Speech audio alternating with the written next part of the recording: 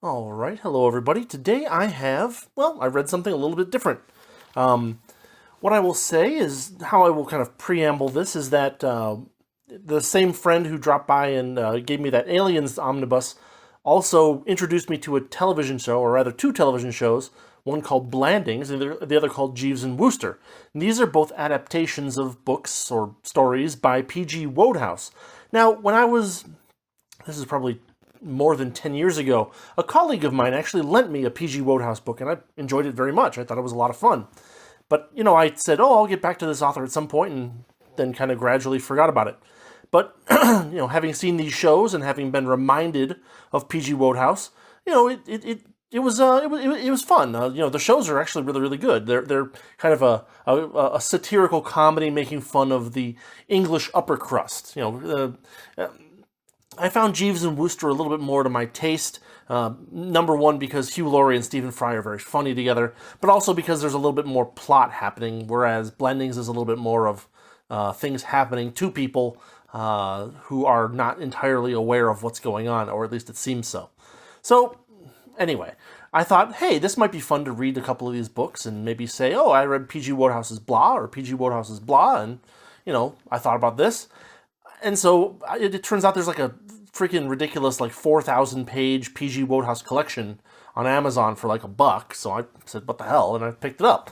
And, the first book, it's funny because it says the Jeeves and Wooster series as like a main heading of the collection, but it actually only contains one Jeeves and Wooster book and then a bunch of short stories, whereas there were like 14 books and 14 or 15 Jeeves and Wooster books, and a couple of those are collections of shorter stories. But anyway, for the collection, for the P.G. Wodehouse collection, it doesn't have Blandings, or it doesn't have Blandings labeled as Blandings.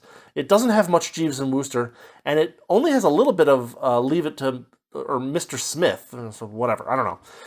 I did some looking around, and it seems like there's some kind of weird licensing issue going on that kind of puts Wodehouse's books in a bunch of different places, and so, well, I get what I get.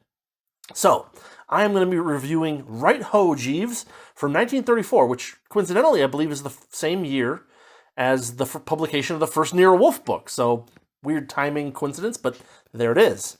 So, maybe you've seen the shows, maybe you've read the books. I started out seeing the shows. In the show, Bertie Wooster is kind of portrayed as moderately stupid. Not what's the word? Not ill-willed, but just not very smart. And in the book, certainly everyone still sees him that way, but we get a first-person narration from him that suggests that he isn't, only maybe he's not quite as far-sighted as he ought to be, or he doesn't think about the overlaps between multiple plans that he has and how they might, how they might interfere with each other. He doesn't think things all the way through, but by no means does he appear to be stupid in the book. So this book, Right Ho, Jeeves, deals with a situation where we have two romances, an irresponsible wife, a paranoid husband, and Bertie Wooster all coming together in one place at one time with very humorous results. I think reading this book, I had at least two like laugh out loud moments throughout the book, and a number of pretty solid chuckles. Unfortunately, I already actually saw an episode of the TV show which contained some of the events of this book. It's very funny. This book is called Right Ho, Jeeves, right? But the two episodes of the show which adapt the contents of this book are Season 1, Episode 4, The Hunger Strike, and Season 1, Episode 5, Will Anatole Return to Brinkley Court? Those names are just what they were on YouTube. And also not coincidentally, but also ironically, there is an episode of the show entitled Right Ho, Jeeves. But that's way out in season 3 or series 3, I guess they call them in England or Britain or whatever. And so, it happens. It adapts stories much later in the timeline, so to speak. So, unfortunately, when I was reading this, I was aware of about half of what was going on because I had seen The Hunger Strike, but I only saw the Will Anatole episode yesterday when I was doing research for the review. So what can I say overall about this story? It is written in a chatty, approachable style. Bertie is a fun character, and he has some very funny tendencies with the way that he kind of talks to the reader, or even other people. He has a tendency to abbreviate strange things, to sometimes repeat himself in ways that are a little bit comical. He uses aphorisms, but in a kind of a malapropism way in a lot of cases. He uses euphemism in some ways, which can be very funny, right? He's too polite to say what he actually wants to say, so he says something a little bit different. And then he has a lot of like fun and interesting tangents that he goes on. And as for like abbreviation, early in the book, at some point he says, he writes, or the narration says, "It is never any use beating about the bee." And I was like, is that a typo, or is that a something? Or, oh, he's just abbreviating the word bush to just a bee. And he does this a few times throughout the book with more or less clarity, which is also kind of funny. Sometimes, actually, the abbreviations get a little bit poetic, right? He says, "I could see at a G that the unfortunate affair had got in amongst her in no uncertain manner. Her usually cheerful map was clouded, and the genial smile conspic by its A." There's a little bit of a flow to that I kind of like, and so it's actually kind of nice. There's a point where he says, quote, "The exquisite code of politeness of the Woosters prevented me from clipping her one on the ear hole," which is a fun little euphemism, or something like euphemism-esque, right? It's not quite a euphemism, but it borders on one, I guess, right? There's lots of clever and silly dialogue. Like, there's this point where he's talking with his aunt, and she says, "Have you ever heard of Market Snodsbury Grammar School?" And he says, "Never." And she says, "It's a grammar school at Market Snodsbury." To which the next line is, "I told her a little frigidly that I had divined as much." Right? So there's some bits that are kind of humorously self-referential, like where Bertie says, "I wouldn't have said offhand that I had a subconscious mind, but I suppose I must without knowing it." Jeeves, of course, plays the intelligent butler. He has these more subtle but more complicated plans, which tend to kind of save Bertie from his own mistakes. And of course, the rest of the cast is kind of a combination of various silly caricatures of the English upper crust. We get a lot of like funny names, like Tuppy something. What's his name? Tuppy Glossop, right? We get Augustus Finknoddle. Like, these are not realistic names, I hope. But, it's written in a way to be very kind of satirical, even all the way down to the names. What I will say kind of overall is that it is a fun story with a lot of ups and downs, a lot of twisted things that get twisted and then untwisted. It's written in a slightly dated, but humorously so, kind of English patois, right? Where he's talking about things being bally and stuff like that. But it's still very easy to read. There's a very common formula to the way that jokes happen in the book, where you have like an action, and then there's a hidden action, and then there's a reaction that leads to the conclusion. And that hidden action is often something very comical. So that you see that formula a lot in this book, and it's used to very good effect in a lot of different places. So with that, we'll move on to the spoiler section. All right, let's talk spoilers. This book starts with a visit from Bertie's old friend, Gussie Finknoddle, who happens to now be in love.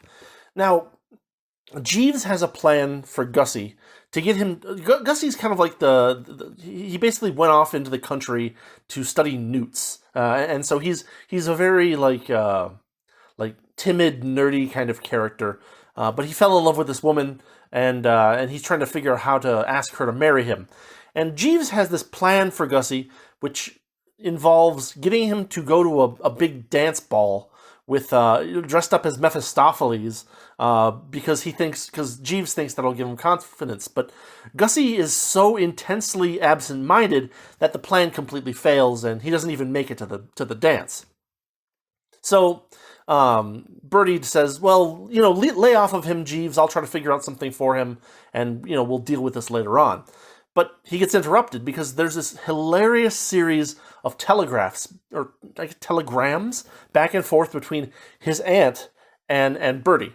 And these are very funny because, like, basically the first one, she's like, please come, immediately to my manor. And he's like, why? And then she's like, I just said come immediately, so come immediately. And they get into this really ridiculous conversation that takes like 3 days because they're doing it by telegram. And I'll quote a little passage here.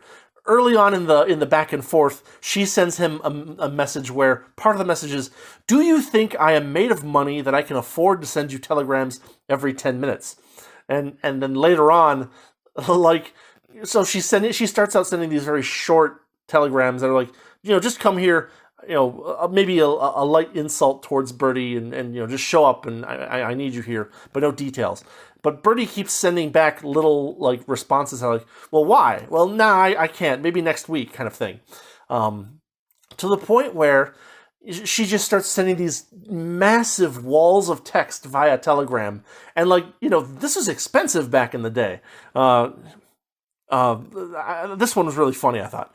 She writes, well, this friend of yours has got here, and I must say that for a friend of yours, he seems less subhuman than I had expected. A bit of a pop-eyed bleater, but on the whole clean and civil, and certainly most informative about newts. Am considering arranging a series of lectures for him in neighborhood. All the same, I like your nerve using my house as a summer hotel resort, and shall have much to say to you on subject when you come down. Expect you 30th, bring spats, love, Travers. Because the idea is that she wants him to hand out prizes at a grammar school, but he doesn't want to. So he sends Finknoddle because the woman that Finknoddle is in love with happens to be there as well. It's this whole complicated series of coincidences that kind of gets the ball rolling. But Bertie is like, I'm not going to go there. I don't want to give... Number one, I don't want to give the prizes out. I'm not good at giving speeches. And number two, I was just there. I don't want to go back. So he's like, to this I riposted, on consulting engagement book, find impossible, come Brinkley Court, deeply regret, toodaloo, Bertie. To which she replies immediately, as fast as you can reply via telegram. Hers in reply stuck a sinister note. Oh, so it's like that, is it? You and your engagement book, indeed. Deeply regret my foot. Let me tell you, my lad, that you will regret it a jolly sight more deeply if you don't come down. If you imagine for one moment that you are going to get out of distributing those prizes, you are very much mistaken. Deeply regret Brinkley Court 100 miles from London, as unable to hit you with a brick. Love, Travers. Now, when you did a telegram, it wasn't just that, it's not like today when you had to just type it up yourself and it goes through the ether and the only person who sees it, hopefully, is the person that you sent it to, right? But back in the day, you would have to write this out on a card and bring it to a man, and the man would have to look at it, and he would have to get with his little telegram, and Morse code it out across the ether to another person who would then have to decode it, read it, write it back down, hand it to another person. That person has to hand it to you. So it's this whole mess is being spied upon effectively by at least 4 other people, something like that. But so it's very funny. It goes on like this for a chapter and a half. But the end result is that she wants Bertie to give this speech and hand out prizes for the grammar school. But, Bertie is like, no, Gussie's lady that he's trying to get to marry is there, so I'll send him and he can do it, right? But the funny thing is that even though his aunt kind of sort of agrees to have Gussie give the prizes out, she still wants Bertie to show up, so Bertie ends up going anyway. Now, when he arrives, he discovers that there are 3 relationships there in trouble. Gussie and Madeline Bassett, where Gussie is too timid to propose to her. Tuppy Glossop and Angela, who are also supposed to be engaged. She is calling him fat, and he is saying that she wasn't attacked by a shark at Cannes, which is where they had spent a month or two a little bit previous to this story. And then Aunt Dahlia and Uncle Tom, she got money from Uncle Tom for a magazine that she publishes, and then she wasted it all playing baccarat at Cannes, and then he is paranoid, bars up all the windows, and just got hit by an extra tax bill. So she's having trouble figuring out how to get more money out of him for her magazine. And then we also have the chef Anatole, who kind of falls into the mess because Bertie's first idea for every one of these relationships in trouble is to tell one member of the relationship to just not eat for a night. But it happens that they all not eat on the same night, which insults the French chef, causing him to want to leave, yada, yada, yada. It causes this gigantic mess.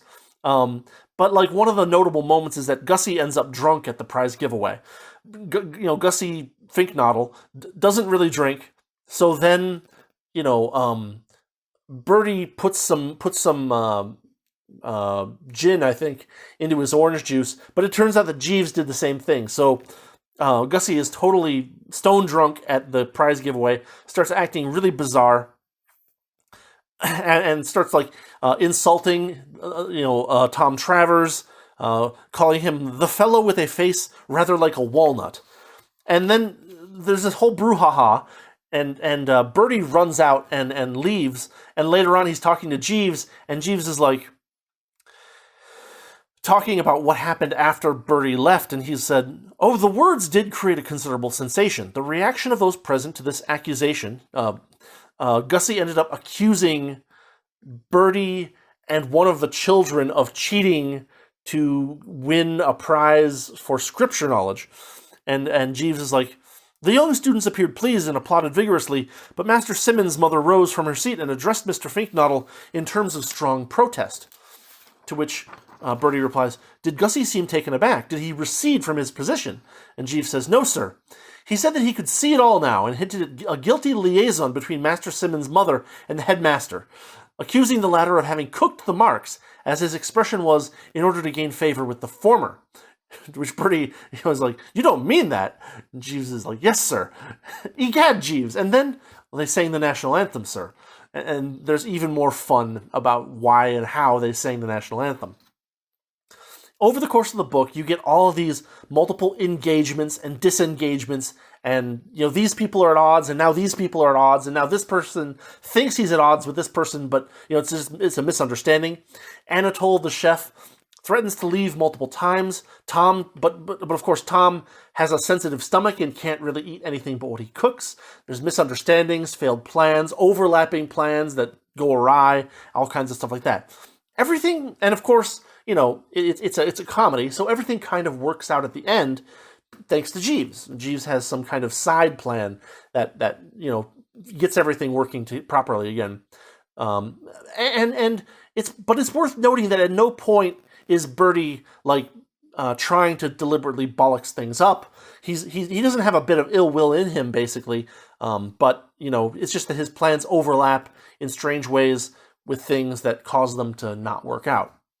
So, I think that's kind of all I want to go for with plot synopsis. I hope the excerpts show that it's still very readable while still being kind of whimsical and kind of poking fun at the old expressions of kind of early 1900s English people.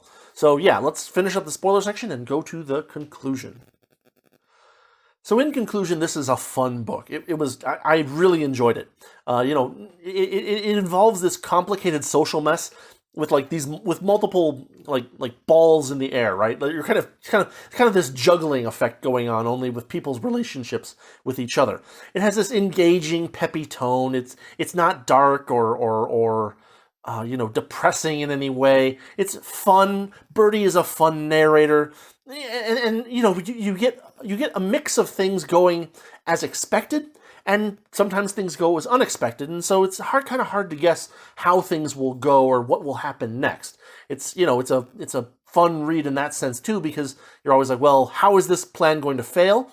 And sometimes they fail, or sometimes they succeed, but in succeeding they have some kind of side effect that now is another problem that has to be dealt with. So it's hard to guess exactly how everything's going to fall out, but you get a happy ending at the end. It was enjoyable to read. Bertie is a fun narrator. Jeeves is an excellent character. All the other kind of caricature characters are fun as well. I'll put a link in the description to the $1 giant Wodehouse collection that has this book in it. And what I'll also do is I'll put a link to the YouTube videos that correspond to this book of the Jeeves and Wooster show. So you can go check that out, and it's a little less of an investment to see if you enjoy it. Because those 2 episodes of the show are a pretty good adaptation of this book. And so, you might watch them and say, oh, I want to read a different Jeeves and Wooster book as well. So, anyway, hope you enjoyed. I certainly enjoyed getting back into some P.G. Wodehouse, and now I have 4,000 minus 300 pages of him to read, so we'll probably get into some more of this eventually. So anyway, that's what I got for this week. Hope you enjoyed. Thanks for watching. Thanks for listening. And have a good one, and I will see you next time.